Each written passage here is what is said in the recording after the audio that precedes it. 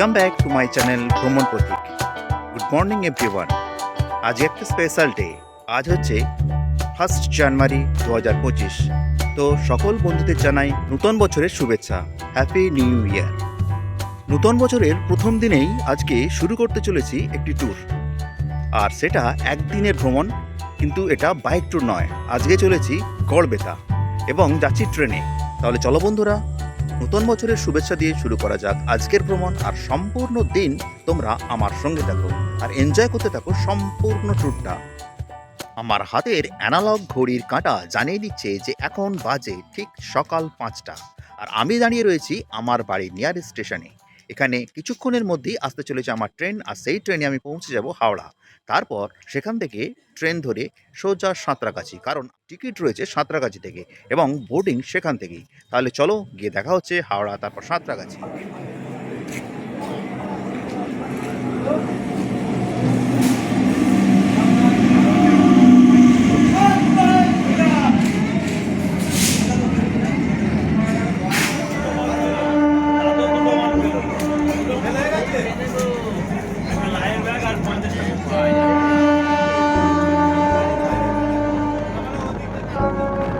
কুয়াশা ঢাকা হিমেল বাতাসে শীতের শান্ত স্নিগ্ধ সকাল।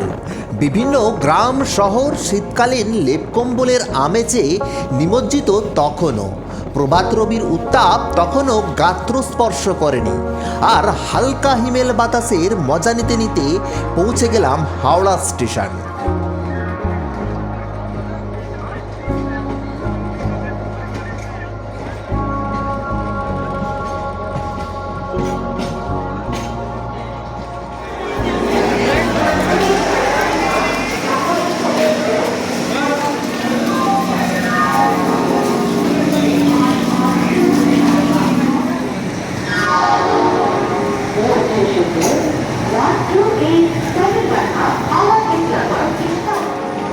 এখন আমরা পৌঁছে গেছি হাওড়া স্টেশন, আর এখান থেকে পাঁশকুড়া লোকাল ধরে যাব সাঁতরাগাছি স্টেশন।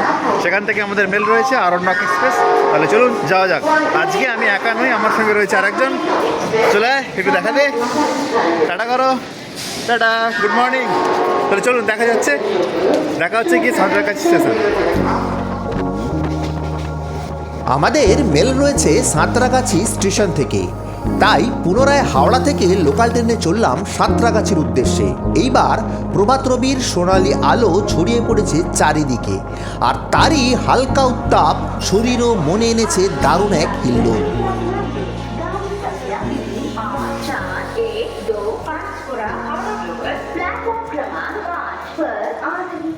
এখন আমরা সাঁতরাগাছি স্টেশন থেকে বাইরে চলে এসেছি, আর চলে এসেছি একটু চায়ের খোঁজে। তো বাঙালি না, এই জন্য প্রতিদিন সকালবেলা চা দিয়ে শুরু না হলে দিনটা ঠিক মনেই হয় না দিন চলে যাচ্ছে। সেই জন্য আমরা চলে এলাম একটু চা নিতে। আর নিয়েছি দেখুন, এই যে আমার হাতে আর ওর হাতে রয়েছে মাটির ভাঁড়েতে চা। আর চা খেয়ে আবার ট্রেন ধরে নেবো। ট্রেন আসতে কিছুটা সময় লাগবে, দেরি আছে, আর 10 মিনিট ট্রেনের দেরি আছে। চা খাওয়ার পরে আমরা আবার স্টেশনে যাচ্ছি।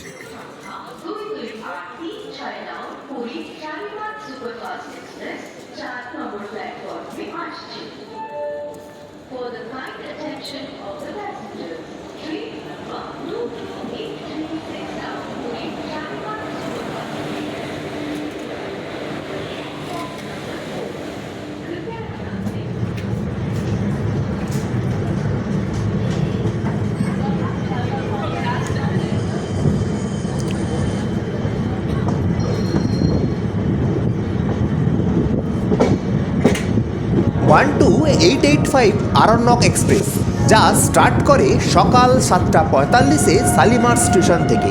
কিন্তু আমরা বোর্ডিং করলাম সাঁতরাগাছি থেকে, আর আমাদের ট্রেন সাঁতরাগাছি স্টেশন ছেড়ে চলতে চলতে ফিরছে নিজস্ব ছন্দে, নিজস্ব গতিময়তায়। আর এইবার শুরু হলো আজকের একদিনের গড়বেতা ট্যুরের অন্য অধ্যায়। ভ্রমণ যার মন ও তনুর রন্ধ্রে রন্ধ্রে বাসা বেঁধেছে, সে কি শান্তির নীড়ে শান্ত থাকতে পারে? ভ্রমণের উদ্দামতাই যে তার একমাত্র পাথেয়। প্রবল শান্তির উচ্ছ্বাস যে শুধু তার গতিময়তায়। তাই তো ছুটন্ত মেলের জানালা দিয়ে ছুটে চলা দূর প্রান্তের দৃশ্য প্রকৃতির দিকে তাকিয়ে থাকা।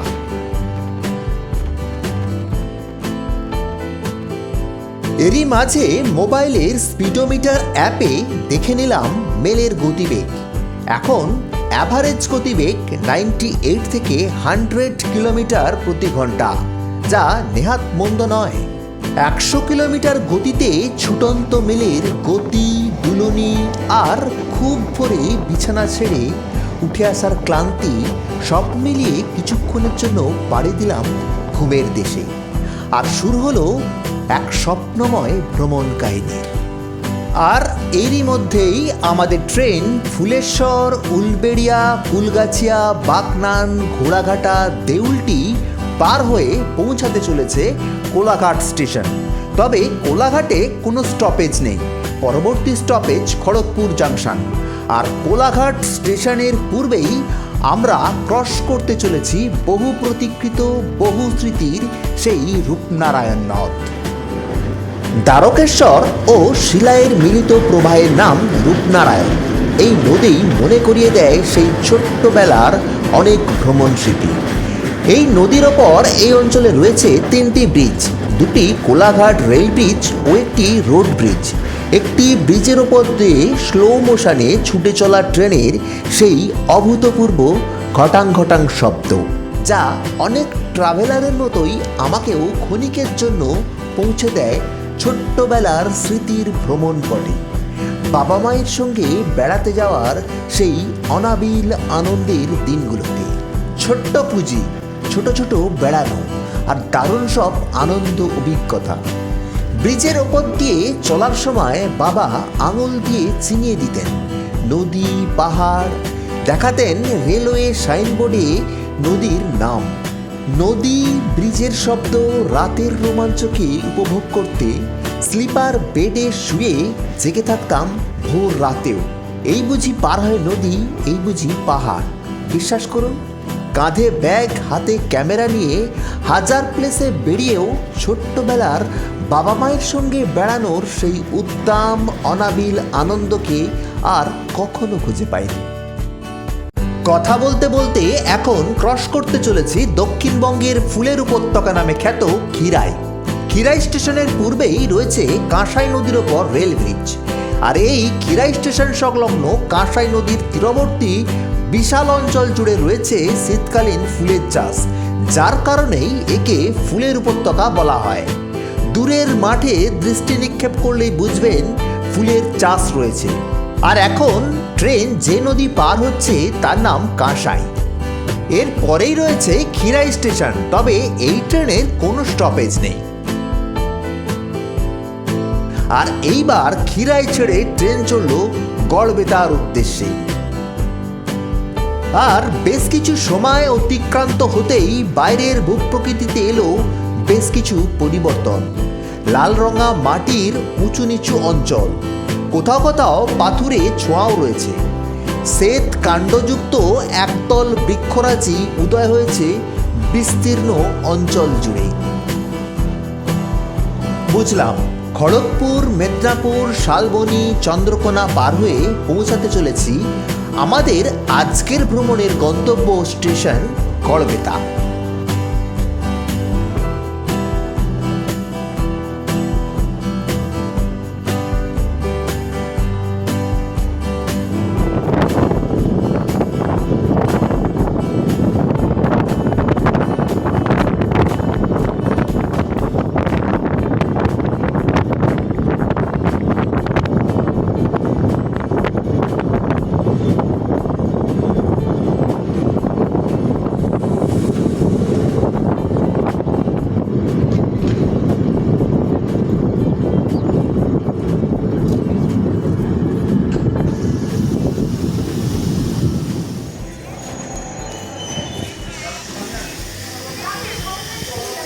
এখন ঘড়িতে বাজে 10:49। আমরা পৌঁছে গেলাম গড়বেতা স্টেশন।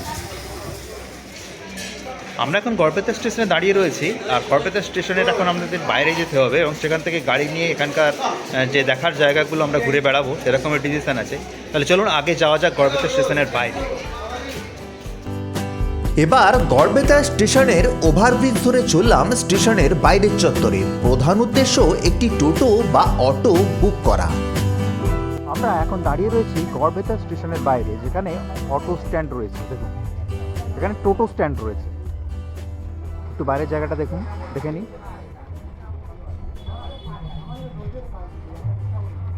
আর এটা টোটাল স্টেশন চত্বর। এখান থেকে আমরা একটি টোটো বুক করে নিয়েছি 500 টাকায়। সারাদিনে যত জায়গা আছে ঘুরে দেখাবে, এবং 4:13 আমাদের আবার মেল আছে, আমাদেরকে এখানে পৌঁছে দেবে। এই টোটো আমরা আজকে বুক করেছি 500 টাকা, এবং এটা আমাদের ঘুরে দেখাবে। এখন আমরা স্টার্ট করছি এখান থেকে যাত্রা, এবং সমস্ত যত সাইট ট্যুর আছে এখানে সেগুলো আমরা ঘুরে দেখব। তাহলে চলুন শুরু করি আজকের যাত্রা, গড়বেতা ভ্রমণ। আমরা চলেছি এই টোটোতে। প্রথম যাচ্ছি জঙ্গল, মানে ফরেস্ট এরিয়া। তাহলে ফরেস্টের নাম কি?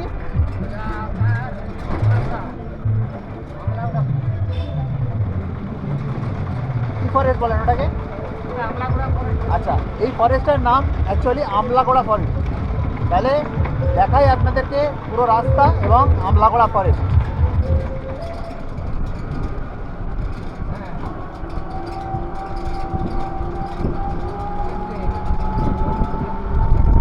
গ্রাম্য এরিয়া, ছোট পাড়া লোকালয়ের পাশ দিয়ে ছুটে চলল আমাদের টোটো। লোকালয়ের শেষ হলেই দেখা মিলল আলু ক্ষেতের, আর দূরে যে সবুজ অঞ্চল দেখতে পাচ্ছেন তাই আমাদের গন্তব্য। এখন আমাদের প্রথম গন্তব্য অরণ্যময় গড়বেতার অরণ্য অঞ্চল। বাগডোবা, জামডোবা, পায়রাবিনসি, মুগরাশোল অঞ্চল নিয়ে গঠিত গড়বেতার বিশাল ফরেস্ট অঞ্চল। আমরা এখন চলেছি এই অঞ্চলেরই হাতিবাঁধ নামক জায়গায়, যার গড়বেতা স্টেশন থেকে দূরত্ব প্রায় 5 কিলোমিটার। প্রায় সমতল অরণ্যভূমি, মাঝারি ঘন প্রকৃতির অরণ্য, যেখানে শালগাছের আধিক্যই বেশি। আর এই অরণ্য অঞ্চলে লোকসমাগম একদমই নেই। খুব হিংস্র প্রকৃতির জন্তু জানোয়ার না থাকলেও মাঝে মাঝেই দলমার হাতিদের আস্তানা হয়ে ওঠে এই অরণ্য। এবার রাস্তার পাশ থেকেই অরণ্য অঞ্চলের সূচনা, আর এই ফরেস্টের নাম আমলাগোড়া ফরেস্ট। কলকাতার কাছেই সবুজ নির্জন অরণ্য প্রকৃতির স্বাদ নিতে আসতেই পারেন মেদিনীপুর জেলার গড়বেতা ব্লকের বড় বড় শাল গাছের সবুজ প্রকৃতিতে পরিপূর্ণ এই আমলাগোড়া ফরেস্টে।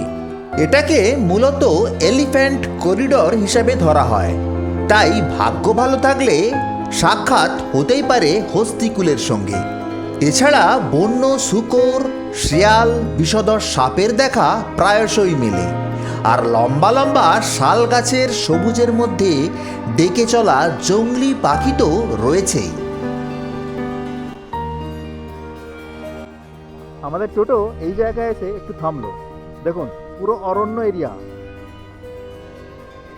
আমার পিছনে রয়েছে পুরো অরণ্য এরিয়া।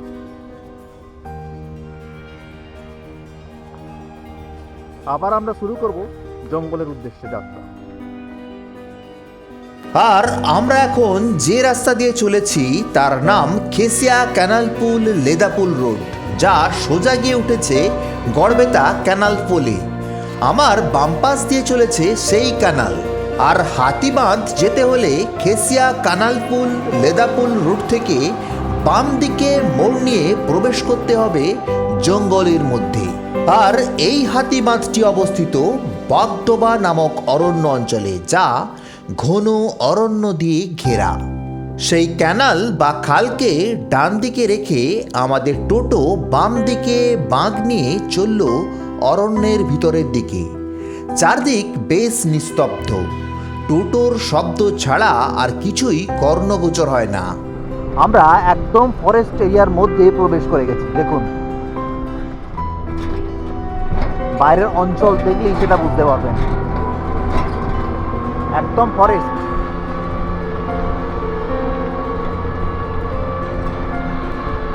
সামনে একটা টোটো যাচ্ছে এবং আমাদের টোটোটা, আর কিন্তু কোনো রাস্তায় আর কোনো লোকজন নেই।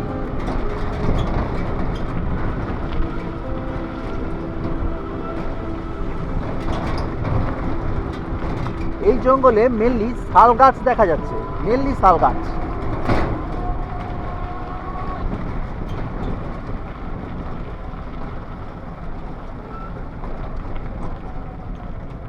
আমরা এসে পৌঁছালাম বাগডোবা ফরেস্টের ছোট্ট লেক ও তার হাতিবাঁধের দ্বার প্রান্তে। চারদিক শালগাছ জঙ্গল দিয়ে ঘেরা একটি মাঝারি মাপের জলাশয় এবং বর্ষার জলে পুষ্ট হওয়ার কারণে যার জলের রং এখানকার মৃত্তিকার মতোই লাল। আর এটা যে মূলত বন্যপ্রাণীর জল খেতে আসার জায়গা তা বলার অপেক্ষা রাখে না। এটা বাগডোবা জঙ্গলের একটা পুকুর, যেখানে কিন্তু জন্তু জানোয়ারে এসে এখানে মানে জল খাওয়ার জন্য আসে। দেখুন অরণ্য, একটু দেখুন চারদিকে।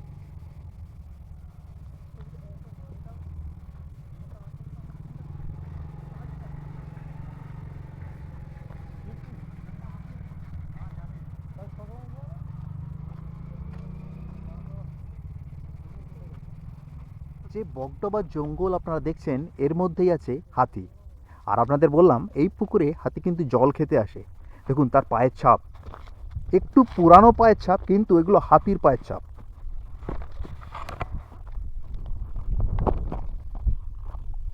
এই যে বড় বড় ছাপগুলো দেখতে পাচ্ছেন, এটা কিন্তু হাতির পায়ের ছাপ। এবং পায়ের ডিস্টেন্সগুলো দেখুন, সেগুলো দেখেই বুঝতে পারবেন কিন্তু এটা হাতির পায়ের ছাপ। এগুলো কিন্তু মানে তৈরি করা কোনো ছাপ নয়, একটু পুরানো ছাপ।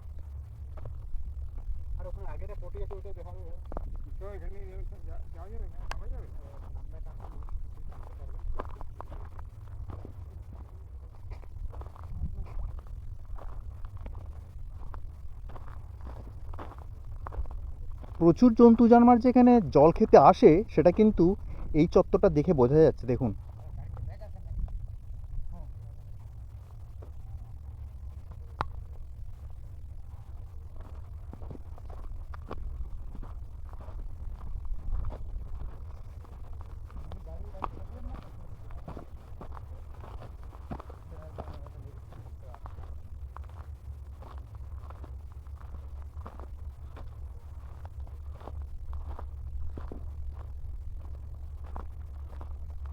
খুব অ্যাডভেঞ্চারাস কিন্তু। মানে এই জঙ্গলে হাতি আছে আর আমি এখানে ক্যামেরা নিয়ে শ্যুট করছি, খুব অ্যাডভেঞ্চারাস, দারুণ থ্রিল লাগছে কিন্তু আমাকে। কিন্তু এই যে টোটো ড্রাইভার, যিনি টোটো নিয়ে এসছেন, আমাকে বলে দিয়েছে এখানে কিন্তু খুঁজলে 2-3টে হাতি ইজিলি পাওয়া যাবে। দেখুন হাতির পায়ের ছাপ, দেখুন এটা হাতির পায়ের ছাপ। এই যে হাতির পায়ের ছাপ এটা। রিসেন্টলি হাতি কিন্তু এখানে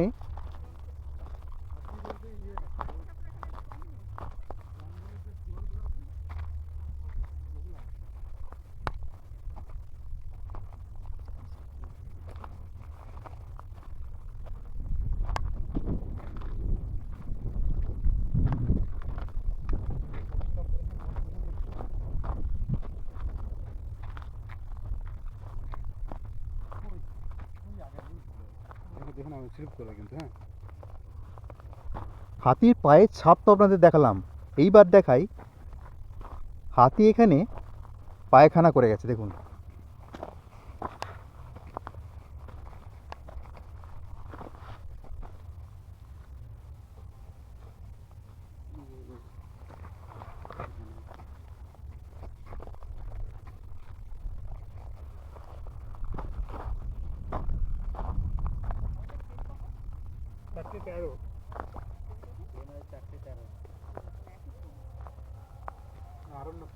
এবং যেটা আমি আপনাদেরকে দেখাতে পাচ্ছি না সেখানে, কিন্তু সেটা হচ্ছে এই যে হাতির পটিটা পড়ে আছে, এর পাশে একটা বুনো গন্ধ আছে।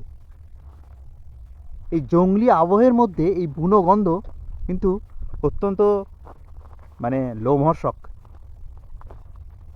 আর অ্যাটমসফিয়ারটা দেখুন, কেউ কোথাও নেই, কিন্তু কয়েকজন মাত্র ট্যুরিস্ট আছে এখানে, আর কেউ নেই। এই যে ছোট ছোট পায়ের দাগগুলো দেখতে পাচ্ছেন, এগুলো এগুলো বন্য শুয়োরের দাগ, পায়ের দাগ।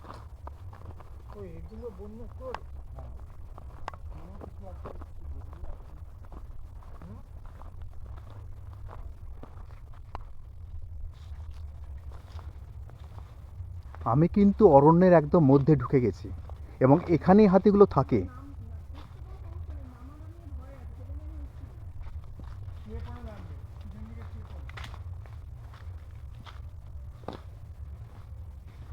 আমি জানি না এখন যদি একটা হাতি আমার সামনে চলে আসে কি করব আমি।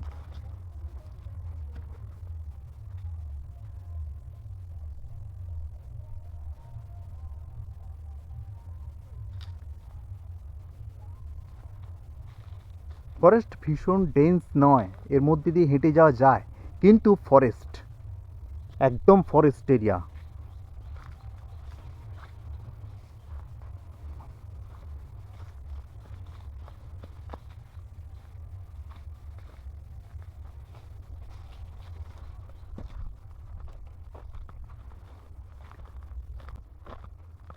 এতক্ষণ যে হাতিবাঁধের কথা আপনাদের বলছিলাম, এখন দেখুন এটাই সেই হাতিবাঁধ যেখানে হাতিরা জল খেতে আসে। আর এর পাশেই রয়েছে সেই ছোট্ট জলাধার যা বৃষ্টির জলে পুষ্ট। আমি যে জায়গাটা দিয়ে হাঁটছি এটা কিন্তু কোনো রাস্তা নয়, এটা জঙ্গলের একদম মিডল এরিয়া। আর এখানটা একটু উঁচু জায়গা করা রয়েছে, আবার এই উঁচু জায়গা শেষ হয়ে যাওয়ার পরে কিন্তু আবার একদম জঙ্গলের কন্টিনিউয়েশন। এটা একটু ফাঁকা জায়গা জঙ্গলের মাঝখানে, জানেন না এখানে হাতি এলে কী হবে।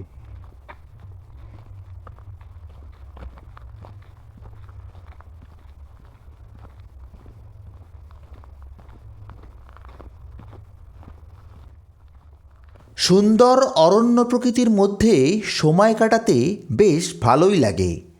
শালগাছের তরুণ সবুজ পত্ররাজিতে সোনালি রোদ্দুরের বাঁকামাকি, আর অরণ্যের মধ্যে আলো ছায়ার লুকোচুরি। এখানে দাঁড়িয়ে বোঝাই যায় না বনাঞ্চল কতটা গভীর। শুধু যেদিকে তাকাই চোখে পড়ে পরপর দাঁড়িয়ে রয়েছে শালের কাণ্ড, আর তার মাঝেই ছোট ছোট অলিগলিগুলো হারিয়ে গেছে পত্ররাজির অন্তরালে।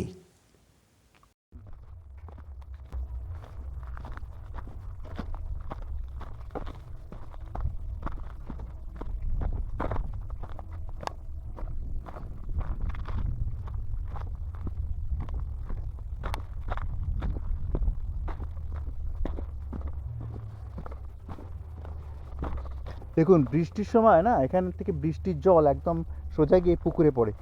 এই জায়গাটা দেখে সেটাই বোঝা যাচ্ছে, কিন্তু বৃষ্টির জল জঙ্গল থেকে এসে একদম সোজা জমা হয় এই পুকুরে।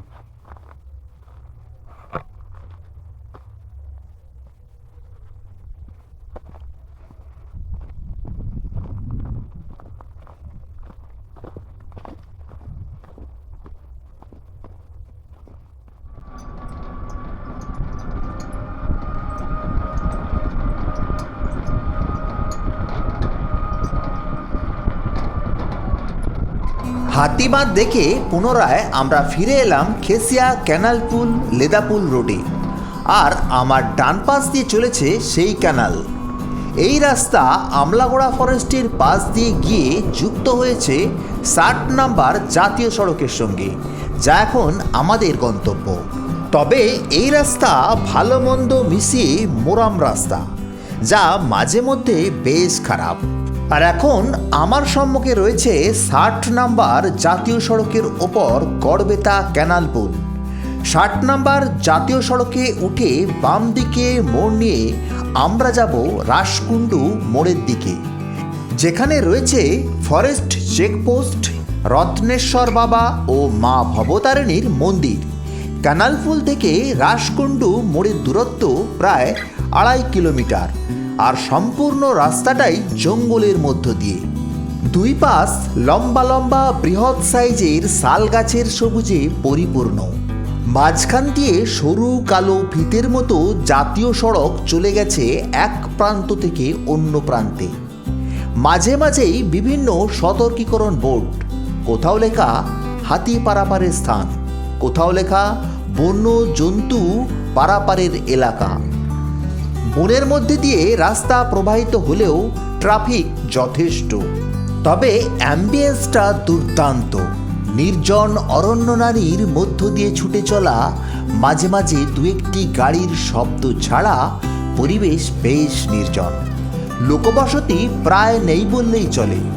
মাথার ওপর এক চিলতে নীল আকাশ, সবুজ বনানী, অরণ্য প্রকৃতি সব মিলিয়ে দারুণ এক থ্রিলিং।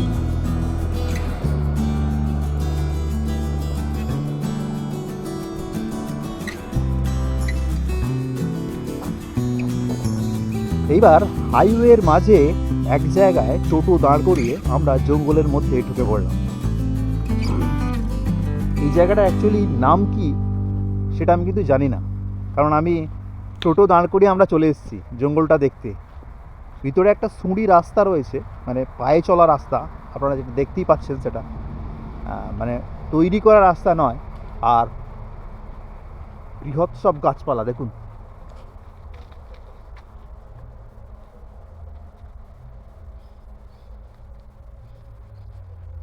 দারুণ অরণ্য।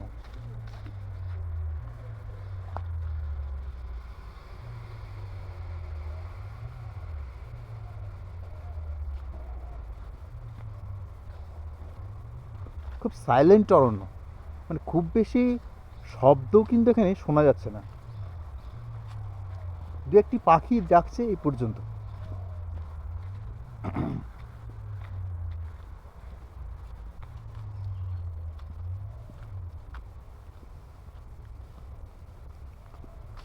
গড়বেতাতে অনেক কিছু রয়েছে, কিন্তু স্পেশালি যে জিনিসটার জন্য গড়বেতা খুব বিখ্যাত সেটা হচ্ছে গড়বেতার এই ফরেস্ট অঞ্চল, সবুজ অরণ্য নানি। দেখুন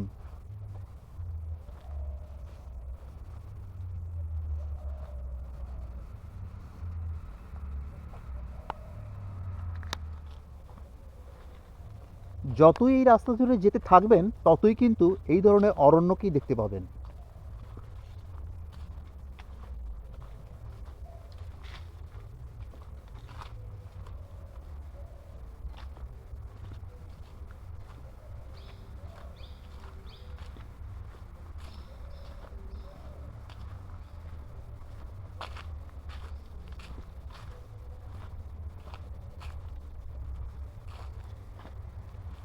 খুব সুন্দর সবুজ গাছগাছালিতে পরিপূর্ণ একটা অরণ্য। তবে আগেও বলেছি খুব ডেন্স অরণ্য নয়, কিন্তু এর আগে যে জঙ্গলটা দেখলাম তার থেকে এর ভিতরে কিন্তু আগাছা জঙ্গলের পরিমাণ বেশ খানিকটা বেশি।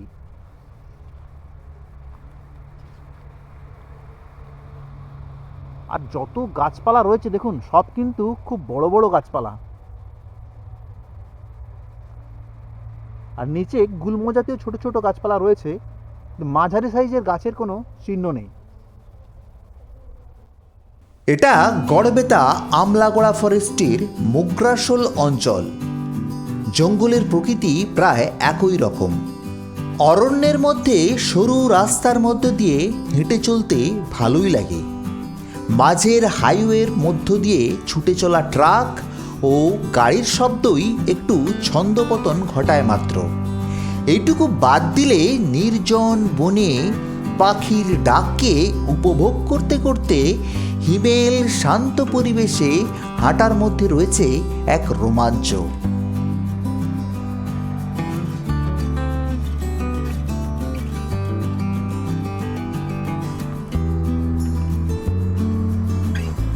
উৎসুকতার কারণে রাস্তা পার হয়ে চলে এলাম অপর পারে। সেখানেও অরণ্য প্রকৃতি একই রকম, আর সব জায়গাতেই টুরিস্ট প্রায় নেই বললেই চলে।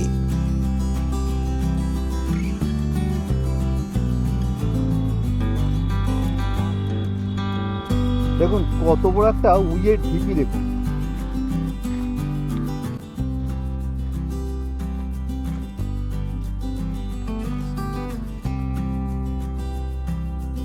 এটা যে ফরেস্ট এগুলোতেই তার প্রমাণ পাওয়া যায়। কিন্তু